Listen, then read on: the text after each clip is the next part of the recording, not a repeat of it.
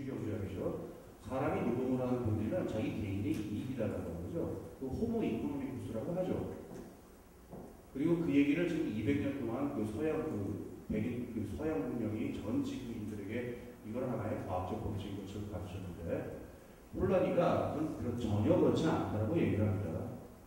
근데 이 사람이 무슨 그 철학이나 추상적인 얘기에 근거해서 그걸 반박한 게 아니라 자기가 구해볼 수 있는 그 고대 사회라든가 그다음에 원시 부족이라든가 이런 인류학적 그 역사적 지식을 충동해가지고 실제 경제가 실제 시장 경제 이전 이외의 경제 사회에 있어서 인간의 경제 활동이 어떻게 작동했는가가 싹 다 뒤질 수 있을 만큼 싹 다 뒤진 겁니다. 그래서 내린 결론이 천만의 말씀이고 인간이 노동을 하는 동기는 화폐 이외에도 무한히 많고 오히려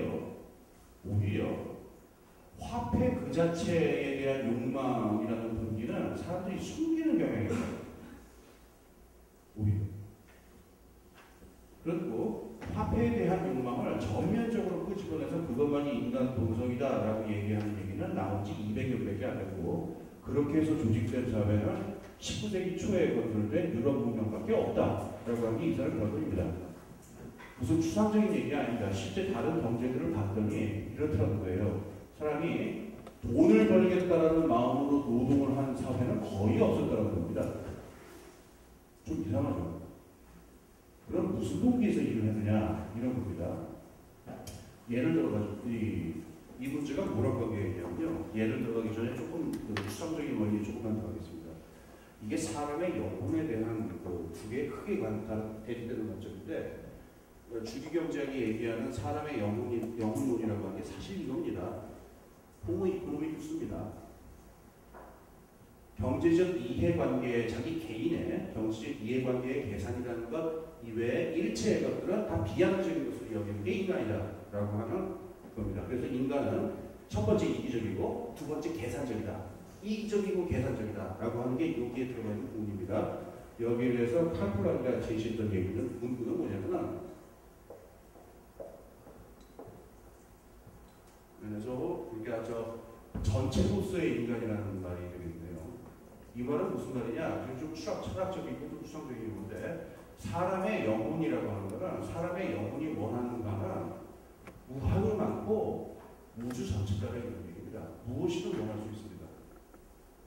그래서 사람이 노동을 하게 되는 것은 이 돈 때문에 노동을 하게 되는 게 아니라 이 영혼에 있어서의 욕망과 이상과 꿈을 어떻게 조직하느냐에 따라 가지고 그거에 의해서 인간이 노동을 하게 된다는 게 폴란 얘기입니다.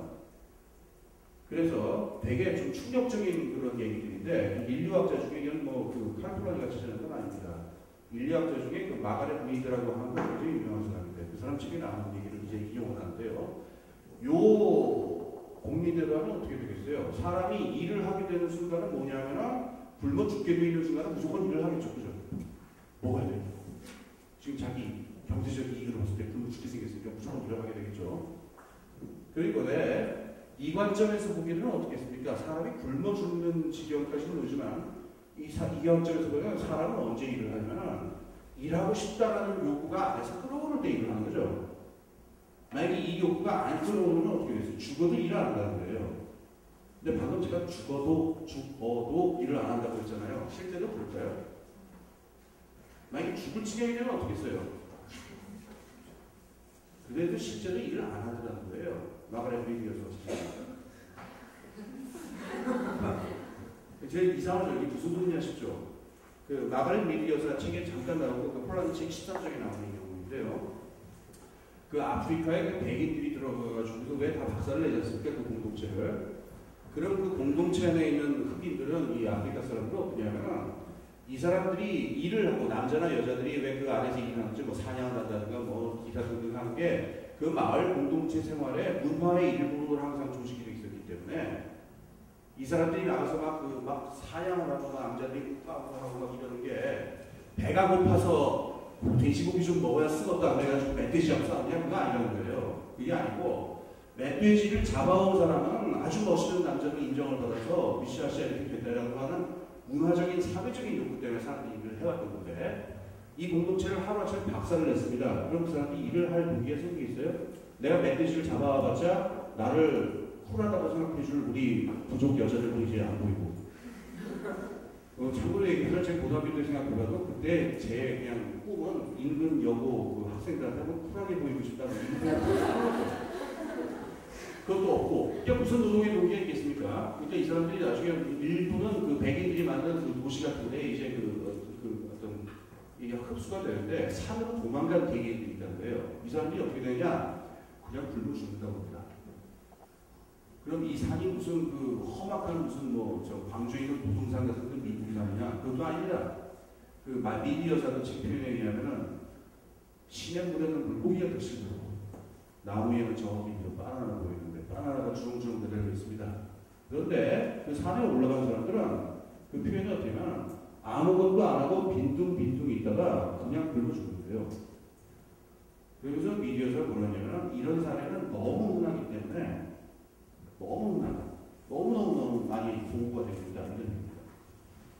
그래서 제가 이거 사람의 영혼 얘기를 꺼낸 겁니다. 좀 비슷한 예를 하나 더 볼게요. 그 태국에 보면은 왜 그 상림 이렇게 많이 걸치하잖아요. 그럼 그 안에 왜 이렇게 부족들이 있지 않습니까? 거기서 몇천 년, 몇만 년 살아온 분들이 하루아침에 이제 도시로 나가서 살아야 되게 되잖아요. 이게 숲이 하루아침에 싹 날아가 버리니까. 근데 나이 든 사람들은 또 어떻게 그러는데 거기 사춘기 소년들은 자살합니다. 그런 얘기 들어보셨어요? 그러니까 자살하는데 숲이 없어지고 그냥 자살하는 겁니다. 그 왜 자살하느냐? 그거 알 수 없죠. 자살하기 전에 뭐 설문조사를 해본 것도 아니니까. 근데 추정해볼 수 있는 이유는 이런 걸 거예요. 15, 16일 때는 사람의 영혼이라는 게 그 소년들의 영혼이 숲하고 분리되어 있지 않아요. 근데 숲이 사라져버리면 내가 왜 살아야 돼? 라는 생각을 하겠어요? 안 하겠어요? 이 비슷한 얘기가 또 있는데 조금 이해하시기 남경대학사라고 하시죠? 남경대학사. 1937년에 일본 분들이 중국 남경이라는 도시에 들어가가지고 중국 놈들한테 한번 교훈을 가르쳐준다고 해가지고 한 2주일 동안 살육과 강간과 온갖 상상할 수 있는 잔혹행위를 다 했다고 해요. 레이프 오브 랭킹이라고 부르는데 그때 죽은 사람 숫자보다 자살한 사람 숫자가 더 많대요. 나중에 사망이 끝났다. 왜냐하면 이 일본 사람들이 시킨 그 잔악한 짓들, 제가 뭐 필선으로 형용할 수는 없습니다만 제일 마일드한 것 중에 하나가 아들한테 이제 총을 들이게 되고 너 여기 강간하라고 시키고 그랬었어요. 그러니까 이런 일들을 겪고 나니까 사람이 어떻게 그냥 죽는 게 낫다 이렇게 생각을 한다는 거예요. 그래서 죽어버립니다. 이게 사람의 영혼이라고 하면 그렇게 간단, 이거 해가지고 할 만큼 그렇게 알려하면 단순한 게 아니다. 그렇기 때문에 이게 폴란이가 이제 얘기한 게 그겁니다. 제발 사람을 갖다가 모독하지 말라고. 사람 영혼이라는 게 간단한 게 아니고 사람의 영혼이라고 하는 거는 무지무지하게 이렇게 폭이 넓고 크기 때문에 이게 어떻게 조직이 되냐에 따라 가지고 일을 열심히 할 수도 있고 굶어 죽을 지경이 돼도 일을 안 할 수도 있다는 겁니다. 그러면 이 사람들이 자 이게 굶어 죽어도 일을 안 하는 경우도 있다 합시다. 그러면 어떤 경우에는 열심히 일을 하냐? 그것도 폴란이 나온 경우인데 저희 트로브리아드 제도라고 하는 그 섬지역에 있는 어떤 부족은 남자가 농부가 농사를 지면요 그 수확한 곡식의 대부분을 어떻게 하면 자기 여동생 집에다가 줍니다. 그냥 선물로 줘버립니다. 그게 룰입니다. 그럼 여러분들 열심히 일을 하지 않아요? 하지 않아요. 이게 해봐야 그러면 이제 그 집은 누가 먹였느냐? 부인의 오빠가 먹여 살린 거예요. 이게 선물경 들어가는 거예요. 이런 식으로 마을이 다 조직이 되어 있다고 하는데, 그럼 이게 뭐 이론적으로 뭐 이런 식으로 돼 있습니다. 그러니까는 딸 못 나오면 망하는 건가? 그래가지고 이렇게 이런 식으로 조직이 되어 있는데 여기서 문제가 하나 발생을 할 수가 있죠. 이 사람들의 주장에 의하면 어때요? 그러면 뭐 먹고 살지는 모르겠지만 누가 일을 열심히 하겠냐 이런 얘기를 당장 하죠. 그 경제학자들이. 그래서 공산주의는 그래서 망하지 않았냐 뭐 그러잖아요. 어떨 것 같아요? 이 사람들이 일을 열심히 했을 것 같냐?